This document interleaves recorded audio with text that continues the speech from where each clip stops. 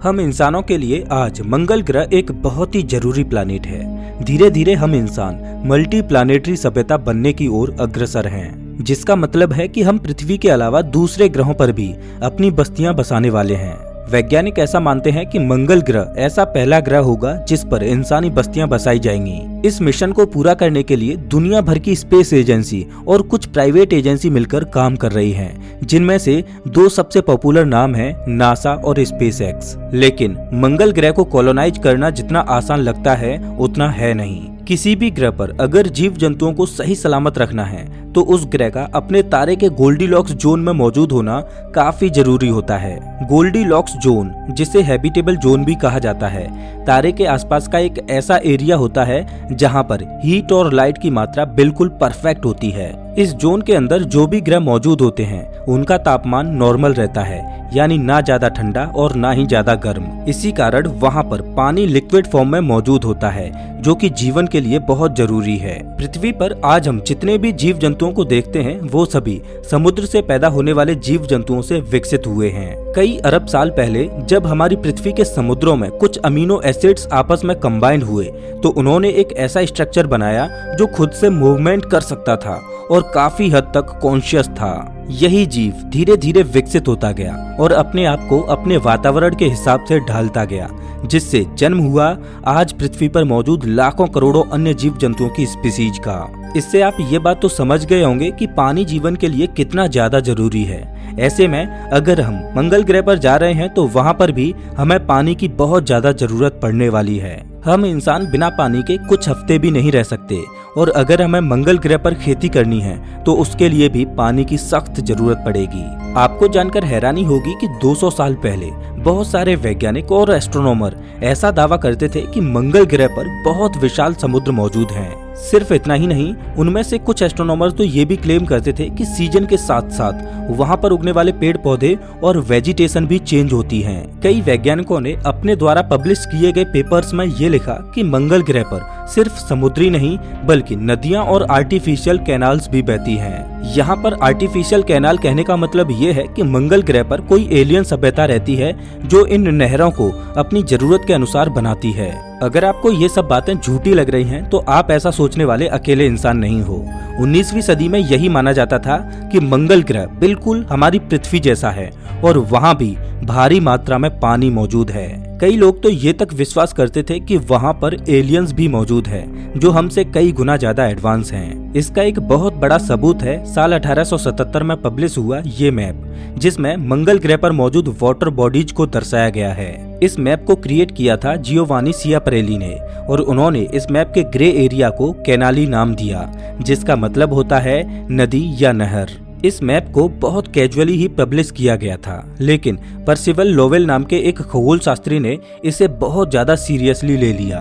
उनके मुताबिक ये जितनी भी वाटर बॉडीज थीं, वो सब आर्टिफिशियली किसी एलियन सभ्यता द्वारा क्रिएट की गई थीं। धीरे धीरे सभी लोग ये विश्वास करने लगे और एक समय ऐसा भी था जब लोग ये मानते थे कि मंगल ग्रह पर सच में समुद्र और पेड़ पौधे हैं। यही कारण है कि आपको 19वीं और 20वीं सदी में ऐसी कई सारी फिक्शनल नोवेल्स मिल जाएंगी जिनमें मंगल ग्रह को एक हरा भरा ग्रह बताया गया है। लेकिन साइंस एंड टेक्नोलॉजी में डेवलपमेंट की वजह से हमें इस बात की पुष्टि करने का एक मौका मिल पाया और वैज्ञानिकों ने मंगल ग्रह की तस्वीरें लेना शुरू किया। इससे ये बात तो साफ हो गई कि मंगल ग्रह पर कोई भी समुद्र या फिर नदियां नहीं हैं। यहाँ तक कि वैज्ञानिकों ने तो ये तक बताया कि मंगल ग्रह बिल्कुल ठंडा और बंजर ग्रह है, जहाँ पर किसी भी तरह का जीवन मिलना एक बहुत ही मुश्किल बात है। धीरे धीरे लोग इस बात पर विश्वास करने लगे और ये धारणा कि मंगल ग्रह पर एलियन रहते हैं धीरे धीरे लोगों के मन से हटती गई। लेकिन फिर आया हमारी कहानी में एक और ट्विस्ट। मंगल ग्रह को और भी नजदीक से स्टडी करने और उसकी सतह पर रिसर्च करने के बाद वैज्ञानिकों ने यह पाया कि भले ही आज के समय में मंगल ग्रह पर पानी ना हो, लेकिन एक समय ऐसा जरूर रहा होगा जब मंगल ग्रह भी बिल्कुल हमारी पृथ्वी की ही तरह पानी से भरा रहता होगा। वैज्ञानिकों ने इस ग्रह की सतह पर ऐसे काफी सारे निशान खोजे जो सिर्फ पानी द्वारा ही बनाए जा सकते हैं। उन्हें यहाँ पर बहुत सारी गलीज, डेल्टाज, शोरलाइंस और करीब 40,000 से भी ज्यादा रिवर वैली के अवशेष मिले, जो इस बात की ओर सीधा इशारा करते हैं कि मंगल ग्रह पर भी एक समय पर समुद्र और नदियां मौजूद थे। पानी आमतौर पर मैकेनिकली अनस्टेबल होता है, जिसका मतलब ये हुआ कि एक जगह से दूसरी जगह तक पानी बहुत जल्दी फ्लो कर जाता है और अपना रास्ता खुद बना लेता है। आपने ऐसा कई बार नोटिस किया होगा कि जब भी बारिश होती है तो हमेशा पानी हाई ग्राउंड से लो ग्राउंड एरिया में मिट्टी को काटते हुए फ्लो कर जाता है। थोड़े दिन बाद पानी तो इवेपोरेट हो जाता है, लेकिन वो रास्ता वैसा का वैसा ही बना रहता है। और वैज्ञानिकों ने ऐसे बहुत सारे रास्तों को मंगल ग्रह पर खोजा है। साल 2012 में वैज्ञानिकों ने क्यूरियोसिटी रोवर को मंगल ग्रह पर भेजा। वो मंगल ग्रह के गेल क्रेटर में लैंड हुआ और उसने वहाँ पर मौजूद पत्थरों और मिट्टी की स्टडी की। वहाँ पर वैज्ञानिकों ने ऐसे पत्थर पाए जो सिर्फ पानी के फ्लो होने से ही बनते हैं। यही वो समय था जब वैज्ञानिकों को इस बात का पुख्ता सबूत मिला कि मंगल ग्रह पर सच में एक समय पर पानी मौजूद हुआ करता था। बाकी काफी सारे डेटा और रिसर्च को मिलाने के बाद उन्हें पता चला कि एक समय पर मंगल ग्रह पर इतना पानी मौजूद था कि वो पूरे ग्रह को 1 मील गहरे समुद्र से कवर कर ले। ऐसा पहली बार था जब वैज्ञानिकों ने मंगल की सतह पर कुछ ऐसा एविडेंस पाया जो ये बताता हो कि मंगल ग्रह पर पानी मौजूद था। इससे पहले वाइकिंग 1 और 2 नाम के स्पेसक्राफ्ट्स ने साल 1970 के दशक में मार्शियन एटमॉस्फेयर में पानी के कुछ मॉलिक्यूल्स खोजे, लेकिन किसी भी ग्रह या फिर चांद के एटमॉस्फेयर में पानी के मॉलिक्यूल्स डिस्कवर करना एक बहुत ही आम बात है। अब हमें ये तो पता चल गया कि अतीत में मंगल ग्रह पर भी पानी के समुद्र हुआ करते थे, लेकिन अब सवाल ये है कि आखिर उस पानी का हुआ क्या और आज मंगल ग्रह क्यों इतना बंजर और सूखा ग्रह है।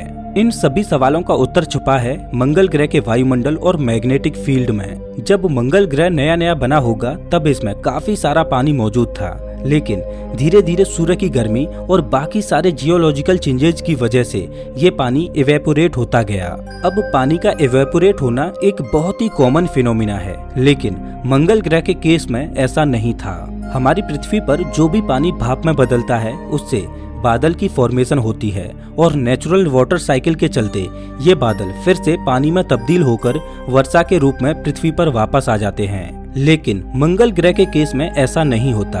अगर मंगल ग्रह पर मौजूद कोई भी लिक्विड इवेपोरेट होता है तो वो बादलों की फॉर्मेशन नहीं करता, बल्कि सीधे अंतरिक्ष में ही स्केप कर जाता है। लाखों करोड़ों साल पहले मंगल ग्रह पर जो भी पानी मौजूद था वो सब धीरे धीरे इवेपोरेशन के चलते ऐसे ही अंतरिक्ष में चला गया, जहां से उसे वापस लाना एक नामुमकिन काम है। दरअसल मंगल ग्रह के पास एक स्ट्रॉन्ग वायुमंडल नहीं है, जिसकी वजह से कोई भी चीज मंगल ग्रह के अंदर नहीं रुक पाती और सीधे अंतरिक्ष में चली जाती है। हमारी पृथ्वी के पास स्ट्रॉन्ग ग्रेविटी है और एक मोटा एटमॉस्फेयर भी है। इसी की वजह से हम इंसान यहाँ पर आसानी से जीवित रह पा रहे हैं और वाटर साइकिल को एक बैलेंस और हेल्दी वे में फंक्शन करते हुए देख पा रहे हैं। अगर हमारी पृथ्वी के पास भी एक मोटा वायुमंडल ना होता तो यहाँ का भी सारा पानी अंतरिक्ष में चला जाता और पृथ्वी भी बिल्कुल मंगल ग्रह की तरह ही बंजर और बेजान हो जाती। लेकिन सवाल ये आता है कि आखिर मंगल ग्रह के पास पृथ्वी के जैसा एक मोटा वायुमंडल क्यों नहीं है। आपने कई जगह पर इस सवाल का उत्तर शायद ग्रेविटी सुना होगा, लेकिन ये इस सवाल का सही जवाब नहीं है। असल में मंगल ग्रह के पास एक मोटा वायुमंडल इसलिए नहीं है क्योंकि उसके पास एक स्ट्रॉन्ग मैग्नेटिक फील्ड नहीं है। एक ग्रह का मैग्नेटिक फील्ड उसे सूर्य से निकलने वाली खतरनाक सोलर विंड से बचाता है। हमारी पृथ्वी का मैग्नेटिक फील्ड काफी ज्यादा स्ट्रॉन्ग है, जिसकी वजह से हमारा वायुमंडल भी बिल्कुल स्वस्थ है। जब भी कोई सोलर स्टॉर्म इस मैग्नेटिक फील्ड से टकराता है तो हमें पोल्स पर ध्रुवीय ज्योति नाम का ये फिनोमिना देखने को मिलता है। असल में आप जो भी रंग इस आसमान में देख रहे हो वो सूर्य से निकलने वाले एनर्जेटिकली चार्ज्ड पार्टिकल्स हैं, जो पृथ्वी के मैग्नेटिक फील्ड से कांटेक्ट में आने के बाद ग्लो करने लगते हैं। अगर हमारी पृथ्वी के पास ये मैग्नेटिक फील्ड ना होता तो ये पार्टिकल्स डायरेक्ट हमारे वायुमंडल पर अटैक करते और उसे नष्ट कर देते। कुछ ऐसा ही मंगल ग्रह के केस में भी हुआ था। इसके पास स्ट्रॉन्ग मैग्नेटिक फील्ड ना होने की वजह से विशाल और खतरनाक सोलर स्टॉर्म्स ने इसके वायुमंडल को तबाह कर दिया। इसकी वजह से यहाँ पर मौजूद सारा पानी अंतरिक्ष में चला गया और मंगल ग्रह सूखा और बंजर ग्रह बनकर रह गया। अब हमने ये तो जान लिया कि मंगल ग्रह का पानी कहाँ और किस वजह से गया। हमने ये भी देख लिया कि क्यों मंगल ग्रह के पास पृथ्वी के जैसा एक मोटा वायुमंडल नहीं है। चलिए अब जान लेते हैं कि ऐसा क्यों है कि पृथ्वी के पास एक स्ट्रॉन्ग मैग्नेटिक फील्ड है लेकिन मंगल ग्रह के पास नहीं। आपने स्कूल में पढ़ा होगा कि जब भी चार्ज पार्टिकल्स मूव होते हैं तो उनकी वजह से दो फील्ड प्रोड्यूस होते हैं, पहला इलेक्ट्रिक फील्ड और दूसरा मैग्नेटिक फील्ड। हमारी पृथ्वी के केंद्र में बहुत सारे मेटल्स मौजूद हैं और उनका तापमान इतना ज्यादा है कि उन मेटल्स के सारे इलेक्ट्रॉन हाई एनर्जी में आने के बाद अपने एटम से फ्री हो जाते हैं।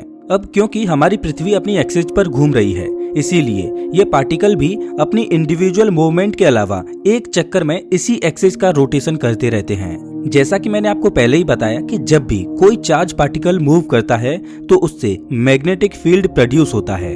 वैसे ही जब पृथ्वी के केंद्र में मौजूद ये इलेक्ट्रॉन मूव करते हैं तो उनसे भी मैग्नेटिक फील्ड प्रोड्यूस होता है, जिसे आप इतने बड़े लेवल पर ग्रह को प्रोटेक्ट करते हुए देख सकते हो। लेकिन मंगल के केस में ऐसा नहीं है। शुरुआती समय में मंगल ग्रह के पास एक स्ट्रॉन्ग मैग्नेटिक फील्ड हुआ करता था, लेकिन धीरे धीरे इसका केंद्र ठंडा पड़ता गया और पार्टिकल्स की मूवमेंट कम होती गई। जैसे जैसे पार्टिकल्स की मूवमेंट कम हुई वैसे वैसे मंगल ग्रह का मैग्नेटिक फील्ड भी गायब होता चला गया और एक समय ऐसा आया कि ये इतना ज्यादा वीक हो गया कि मंगल के वायुमंडल को सोलर स्टॉर्म्स ने तबाह करना शुरू कर दिया। तो ये कारण है मंगल ग्रह के पास मैग्नेटिक फील्ड ना होने का, जिसकी वजह से मंगल ग्रह के पास वायुमंडल भी नहीं है और जिसके परिणाम स्वरूप आज मंगल ग्रह पर हमें पानी देखने को नहीं मिलता। अब ऐसा भी नहीं है कि मंगल ग्रह पर पानी बिल्कुल भी मौजूद नहीं है। स्क्रीन पर दिखाई जाने वाली इस तस्वीर में आप जितना भी सफेद एरिया देख रहे हो वो कुछ और नहीं बल्कि बर्फ है जो कार्बन डाइऑक्साइड और वाटर से बनी हुई है। अब क्योंकि ये मंगल ग्रह के ठंडे इलाकों में जमा हुआ पानी था, इसीलिए ये कभी भी लिक्विड में कन्वर्ट ही नहीं हो पाया, जिसकी वजह से इसका इवेपोरेशन भी नहीं हुआ और ये आज भी यहाँ पर सही सलामत मौजूद है। इसके अलावा वैज्ञानिकों ने काफी सारे सैंपल्स में ये पाया है कि मंगल ग्रह की सतह के नीचे थोड़ा बहुत पानी मौजूद हो सकता है।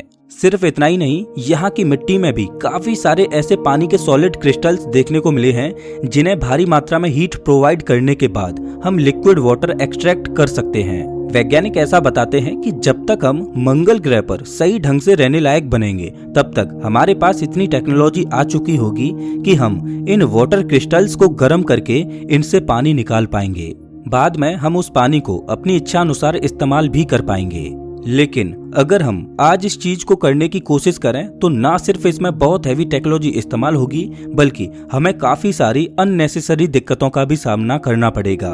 आपको जानकर हैरानी होगी कि पृथ्वी पर भी ऐसे वाटर क्रिस्टल्स पाए जाते हैं, लेकिन यहाँ आमतौर पर ये वाटर क्रिस्टल वोल्केनिक एक्टिविटी की वजह से पिघल जाते हैं और ज्यादा लंबे समय के लिए सस्टेन नहीं कर पाते। मंगल ग्रह पर भले ही हमारे पूरे सौर मंडल का सबसे ऊंचा पहाड़ और ज्वालामुखी मौजूद हो, लेकिन फिर भी वहां पर इतनी ज्यादा वोल्केनिक एक्टिविटी नहीं होती कि वो इन वाटर क्रिस्टल्स को एक बड़े पैमाने पर मेल्ट कर पाए। और अगर वो मेल्ट भी हो जाएंगे तो भी उससे कुछ खास फायदा नहीं होगा, क्योंकि अंत में वो सारा पानी तो इवेपोरेट होकर अंतरिक्ष में ही चला जाएगा। साल 2008 में फोइनिक्स स्पेसक्राफ्ट ने इस बात की पुष्टि की कि मंगल ग्रह पर सॉलिड फॉर्म में वाटर मौजूद है जिसे पिघलाकर इस्तेमाल में लाया जा सकता है। काफी सालों से मंगल ग्रह एक हार्ड टू कॉलोनाइज ग्रह लगने लगा था, लेकिन इस खोज ने ही उम्मीद की फिर से एक नई किरण जगाई। इसके बाद से ही मंगल ग्रह के ऊपर रिसर्च, स्टडी और एक्सप्लोरेशन तेजी से होने लगे और साथ में ही मार्स कॉलोनाइजेशन और मल्टी प्लानेटरी बनने का आइडिया भी फेमस होने लगा। दोस्तों, आज वैज्ञानिक मंगल ग्रह पर मानव बस्तियां बसाने के सपने देख रहे हैं, लेकिन मंगल ग्रह पर कॉलोनी बसाना इतना आसान काम भी नहीं रहने वाला। मंगल ग्रह पर जाकर हमें बहुत सारी चुनौतियों का सामना करना पड़ेगा, तब जाकर मार्स को कॉलोनाइज किया जा सकेगा। जैसा कि आपने जाना कि मंगल ग्रह पर किसी भी तरह का वायुमंडल नहीं है, तो सबसे बड़ी चुनौती तो यही रहने वाली है। और अगर हम आर्टिफिशियल तरीके से किसी तरह का वायुमंडल बना भी लें तो भी बिना मैग्नेटिक फील्ड के हम उस वायुमंडल को प्रोटेक्ट नहीं कर पाएंगे। लेकिन जो भी हो, आज के समय में मंगल ग्रह वैज्ञानिकों की सबसे पहली पसंद है स्पेस एक्सप्लोरेशन के लिए। तो दोस्तों, इस वीडियो में बस इतना ही। अगर आपको ये वीडियो अच्छा लगा हो तो इसे लाइक जरूर करें और ऐसे ही वीडियोज के लिए चैनल को सब्सक्राइब करें, साथ ही बेल आइकन दबाएं।